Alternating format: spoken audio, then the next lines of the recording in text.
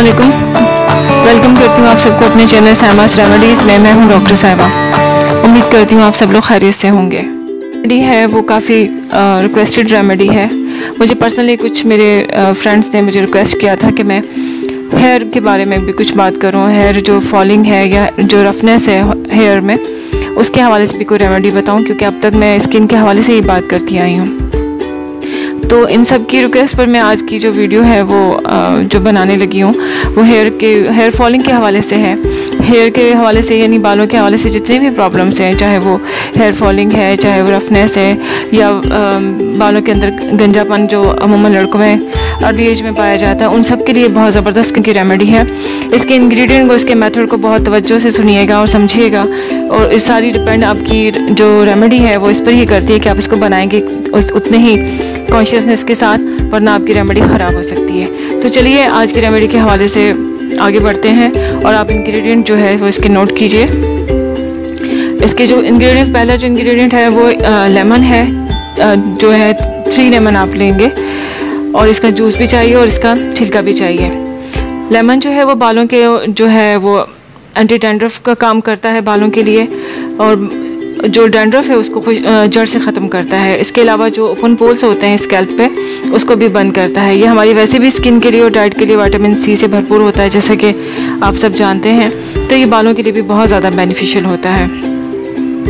इसके बाद है देसी गुलाब, जो कि रेड कलर में होता है, जो कि बहुत खुशबूदार भी होता है।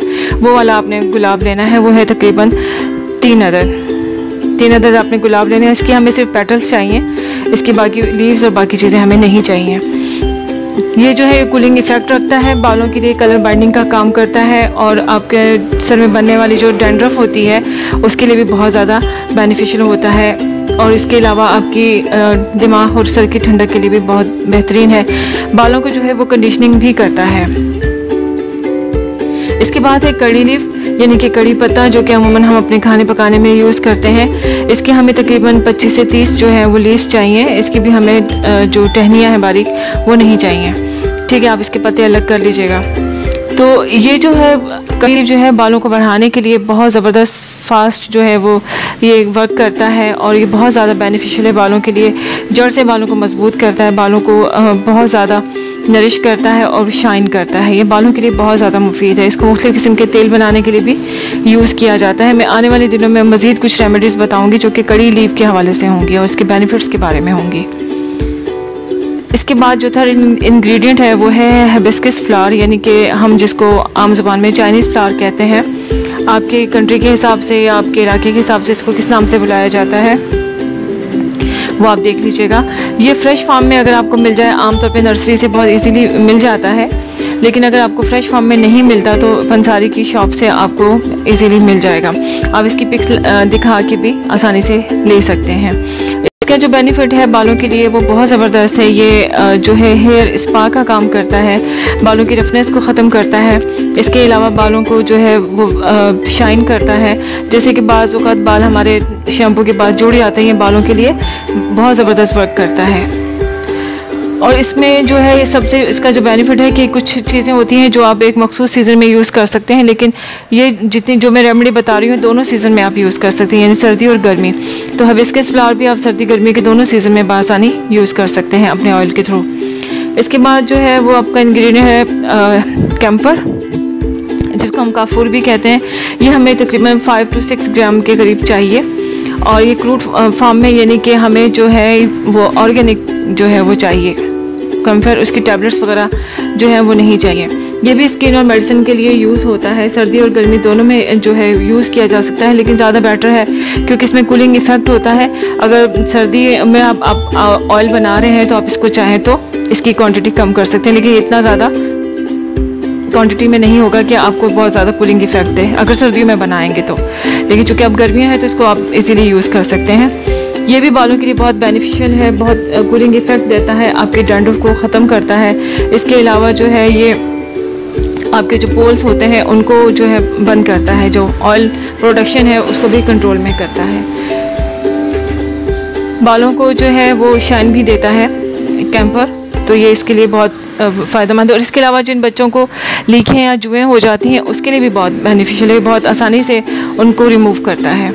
इसके बाद जो है आप लेंगे अदरक यानी कि जिंजर, तकरीबन 2 इंच के बराबर आपने इसका टुकड़ा ले लीजिएगा। उसके बाद आप जो है वो सिकाकाई और अगर आंवला आपको जो फ्रेश फॉर्म में मिल जाता है तो ये बहुत ज़्यादा बेनिफिशियल है, क्योंकि जिन इलाकों में आंवला फ्रेश फॉर्म में मिलता है वो बहुत लकी है, क्योंकि ये सोर्स ऑफ विटामिन सी है, बहुत बेनिफिशियल है आपकी आइज़ के लिए, आपकी हेल्थ के लिए। लेकिन अगर आपको फ्रेश फॉर्म में नहीं मिलता है तो परेशान होने की ज़रूरत नहीं है, आप इसको ड्राई फॉर्म में पंसारी की दुकान से ले सकते हैं, सिकाकाई भी और आंवला भी। इसको साफ़ करके अच्छे से वॉश करके आप, लेकिन आपको इस रेमेडी बनाने से पहले सिकाकाई, आंवला और हिबिस्कस फ्लावर इन सबको धो के आपने तकरीबन 100 ml वाटर में जो है आपने इसको भिगो देना है ओवरनाइट। और इसके साथ आपने तकरीबन 4 लौंग जो है वो भी डालने हैं। लौंग आपके बालों को जो है एंटी, जो एक तरह से सेप्टिक का काम करता है। आपके अगर स्कैल्प पे दाने हैं, गर्मियों में अमूमन निकल आते हैं, डैंड्रफ है और बालों को जो है कलर को बाइंडिंग करता है, बहुत ज़बरदस्त रेमेडी है आपके लिए। तो ये सारे इंग्रेडिएंट आप गौर से सुनिएगा और उसको इसी तरह से आप यूज़ कीजिएगा। अब आपने लौंग, हिबिस्कस फ्लावर और आंवला और सिकाकाई जो कि ड्राई फॉर्म में थे, अगर आपको ड्राई फॉर्म में मिले हैं तो आप इसको रात में ओवरनाइट आप पूरा 100 ml वाटर में भिगो देंगे। मैं इसलिए रिपीट कर रही हूँ ताकि कुछ चीज़ मिस ना हो। इसके बाद आपने कड़ी लीफ और इसके गुलाब की पत्तियाँ, अदरक और बाकी इन तीनों चीज़ों को आपने धोने के बाद इसमें आपने मिक्सर में आपने एलोवेरा जेल डालना है फ्रेश फॉर्म में। आपने किसी भी जो है पैकेट का या जार में बना हुआ जो मार्केट से मिलता है जेल वो यूज़ नहीं करना है, क्योंकि उसमें केमिकल होते हैं और इसमें गारंटेड नहीं होती कि केमिकल फ्री है। तो हमें केमिकल यूज़ नहीं करने हैं, एक्चुअली हमें इसको ऑर्गेनिक ही बनाना है, तो इसलिए हम केमिकल फ्री ही रेमेडी बनाएंगे। तो आप आपके घर में अगर पौधा नहीं है तो आप ले आइए, आपके आइंदा भी आपकी रेमेडीज़ में यूज़ होता रहेगा। तो एलोवेरा जेल आपने लेना है तकरीबन 2 टेबल स्पून, वो भी इसमें सारा डाल के आप इसको अच्छे से ग्राइंड कर लीजिए। इसके बाद जब ये अच्छे से ग्राइंड हो जाए, इसी मिक्सर जार में आपने जो आपने पूरी ओवरनाइट भिगो के रखा है 100 ml वाटर में, वो भी इसमें आप ऐड कर दीजिए और उसको बहुत फाइन आपने ग्राइंड करना है। और इस बात का ख्याल रखना है कि जो आप ग्राइंड कर रहे हैं वो इतना फाइन ग्राइंड हो कि जब आप इसको छाने तो वो अच्छे से जो है वो छन जाए और इसके जो एक्सट्रैक्ट हैं वो भी बहुत अच्छे से आपके इस लिक्विड में निकल आए। आपको पेस्ट नहीं बनाना है, आप इसको लिक्विड फॉर्म में रखना है। अब आपका ये ग्राइंड हो गया, सारा मिक्स हो गया आपके पास, और आपने इसको ग्राइंड करने के बाद इसको अच्छे से मलमल के कपड़े में छान लेना है। छानने के बाद आपने इसको अच्छे से दबा के कपड़े को निचोड़ के निकाल देना है ताकि इसके सारे स्ट्रैक्स जो हैं वो इस मिक्सचर में शामिल हो जाएं। ये तो था वो मिक्सचर या वो इंग्रेडिएंट जो हमने ऑयल में ऐड करने हैं। अभी हमें इसके लिए चाहिए 3 ऑयल। हमें कोकोनट ऑयल चाहिए तकरीबन 150 ml, जो कि क्वांटिटी थोड़ी ज़्यादा रखेंगे ताकि आपके 2 से 3 महीने अच्छे से ऑयल चल जाए। उसके बाद हमें 60 ml का तेल की एक छोटी सी बॉटल आती है वो लेनी है, और कस्टर्ड ऑयल की बोतल भी 60 ml की, यानी 2 छोटी एक 60 ml की आपने 2 बोतल्स लेनी है। ये तीनों तेलों को आपने मिलाना है। एक जो है अगर आपके पास नॉन स्टिक है तो बहुत बेस्ट है, नॉन स्टिक में बनाएं। और इसके बाद आपने इसको मिक्स कर देना है। मिक्स करने के बाद आपने जो मेथड है, जो समझने वाली जो चीज़ है वो ये है कि आपने इसको बनाना कैसे है। इसको बनाने के लिए थोड़ा सा कॉन्शियस रहना पड़ेगा ताकि आपका जो ऑयल है वो ख़राब ना हो, क्योंकि हमने ऑयल को चलाना नहीं है, ऑयल में से धुआं बिल्कुल नहीं निकलना चाहिए। इस चीज़ का आपको ख्याल रखना है। जैसे मतलब अमूमन हम जैसे कुकिंग करने के दौरान ऑयल को हम फ्लेम पे रखते हैं तो वो जलता है या उसमें से स्मेल आती है जलने की या धुआं निकलता है, वैसा कुछ नहीं होना चाहिए। आपने चूल्हे पे रख देना है। मैं इसलिए थोड़ा सा प्रॉपर्ली आपको समझाना चाहूँ ताकि आपको ठीक से ये मेथड समझ में आ जाए। आपने चूल्हे पे ऑयल रखना है, लेकिन चूल्हा उस वक्त तक ऑन नहीं करना है। आपने तीनों तेलों को मिक्स किया और फ्लेम पे रख दिया, ठीक है, यानी चूल्हे पे रख दिया। अभी चूल्हा आपने ऑन नहीं किया। और इसके बाद जो आपने लिक्विड जो आपने निकाला है इन सारी इंग्रेडिएंट का, वो आपने बहुत आहिस्तगी से ऑयल के अंदर डाल देना है। ऑयल के अंदर डालने के बाद आपने उसके अंदर कोई स्पून या कोई भी चीज़ जो है वो नहीं यूज़ करनी है। उसके बाद आपने चूल्हे को ऑन कर देना है, लेकिन आपने इसकी जो फ्लेम है वो बहुत दरमियानी रखनी है ताकि जो ऑयल है आपका ना जले। और क्योंकि सिर्फ आपका लिक्विड जलना चाहिए और लिक्विड जलने से ही आपका जो है वो सारा मिक्सचर इसमें ऐड होगा, इसके सारे इंग्रेडिएंट और सारे एक्सट्रैक्ट जो हैं वो अच्छे से ऑयल में शामिल हो जाने चाहिए। आपने इसको हल्की आंच पर रखना है और जब जैसे ही ये मिक्सचर जो है बॉयल होने लगेगा तो ये ऊपर झाग की सूरत में ऑयल के ऊपर आना शुरू हो जाएगा। उसके बाद आपने थोड़ा वेट करना है। इसको बनाने के लिए आपको तकरीबन 1 घंटा लग सकता है, इसलिए पैशन जो है रखिएगा ताकि आप परेशान ना होइएगा बिल्कुल भी, लेकिन इसको बनाने के लिए आपको थोड़ा सा टाइम लगेगा ज़रूर। उसके बाद जैसे जैसे इसके ऊपर ऑयल के ऊपर जिस तरह दूध के ऊपर मलाई आती है, लेयर आने शुरू हो जाएगी उस सारे लिक्विड की, तो जब ऑयल बिल्कुल क्लीन हो जाएगा बनते बनते, तो उसके बाद जो है अब उस लेयर को उतार दीजिएगा, तो आपका ऑयल जो है बिल्कुल क्लीन होगा।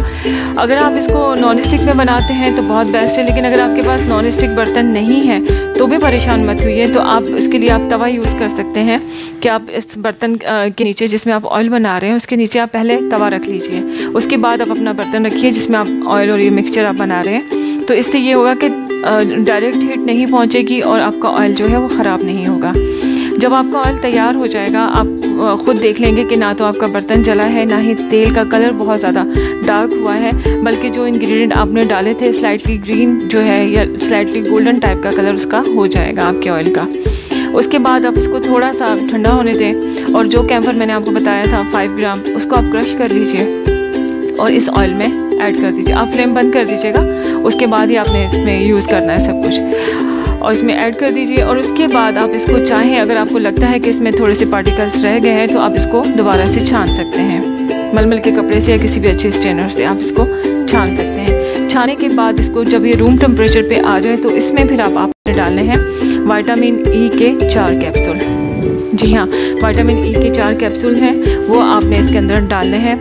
आपने वो सब जो मिक्सचर मैंने आपको बताया था उसके दौरान शुरू में मैंने आपको स्टार्ट में नहीं बताया था, क्योंकि ये चीज़ें टाइम टू टाइम इसके अंदर ऐड करनी थी, इसलिए मैंने ये लास्ट में ही बताना था आपको कि विटामिन ई के जो आप 4 कैप्सूल इसमें डाल दीजिए।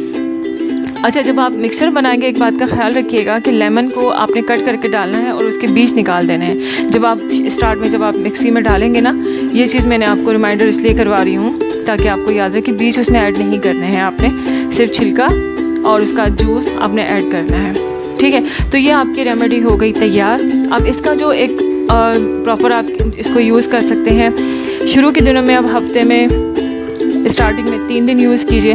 3 दिन के बाद ही इंशाल्लाह आप इसका रिज़ल्ट देखेंगे कि कितना सुपर जो है आपको रिज़ल्ट मिलता है। आपके बाल 3 दिन के अंदर ही गिरना बंद हो जाएंगे। लेकिन इसको लगाने का मेथड है वो भी मैं आपको इसमें बता रही हूँ अभी 1-2 मिनट में।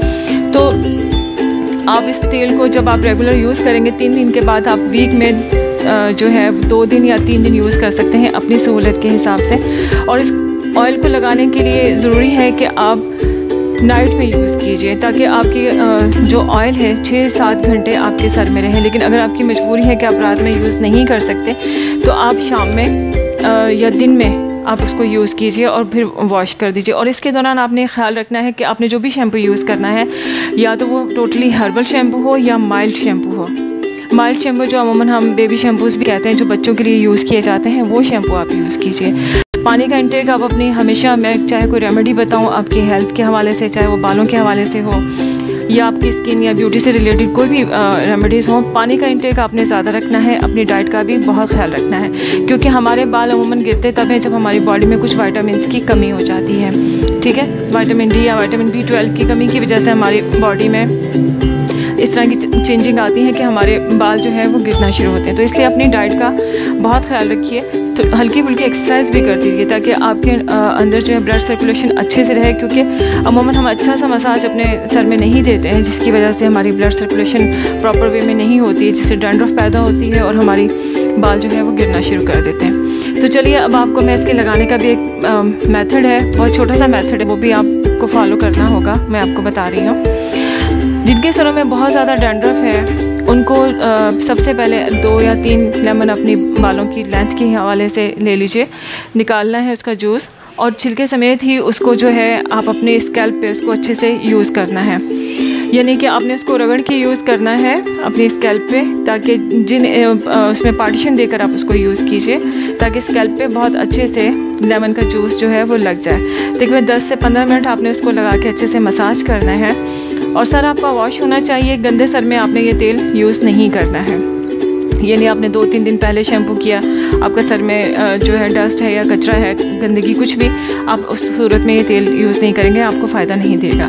सर को वॉश कर लेना है, उसके बाद ही आपने ये तेल यूज़ करना है। लेमन आपने लगाने के बाद 10 से 15 मिनट जो है मसाज करना है। उसके बाद आपने ये ऑयल अच्छी तरह पार्टीशन देकर अपने स्कैल्प पे अच्छे से लगाना है और तकरीबन 20-25 मिनट तक आपने इसको मसाज करना है फिंगर टिप के साथ। बहुत ज़्यादा बालों को रगड़ना नहीं है, क्योंकि रगड़ने से बाल टूटते हैं, ठीक है। आप उसके बाद आप अपनी अगर लड़कियां हैं तो चुटिया बना सकती हैं, और उसके ऊपर आप सूती अगर मिल जाए कॉटन का कोई कैप बना लें अपने घर में, या कोई कपड़ा इस तरह का बांध लें, ताकि अगर आप काम करें तो अपने सर में डस्ट ना जाए। अगर आप सो रहे हैं तो आपका जो पिलो है वो ख़राब नहीं होना चाहिए। और उसकी जो हीट है, यानी तिल के तेल की और कोलेस्ट्रॉल की, क्योंकि थोड़े स्लाइटली गर्म तेल होते हैं, ये अच्छी तरह से आपकी स्कैल्प में जो है पेनिट्रेट हो जाए। ये थी आज की रेमेडी। उम्मीद करती हूँ आपको ये रेमेडी पसंद आई होगी। अगर आपको ये पसंद आई है तो प्लीज़ लाइक कीजिएगा, चैनल को सब्सक्राइब कीजिएगा, बेल बटन को भी प्रेस कीजिएगा, ताकि आने वाली वीडियोस के नोटिफिकेशन आपको वक्त पर मिलते रहें। अपना, अपने प्यारों का, सब इंसानों का ख्याल रखिएगा। अल्लाह हाफिज़।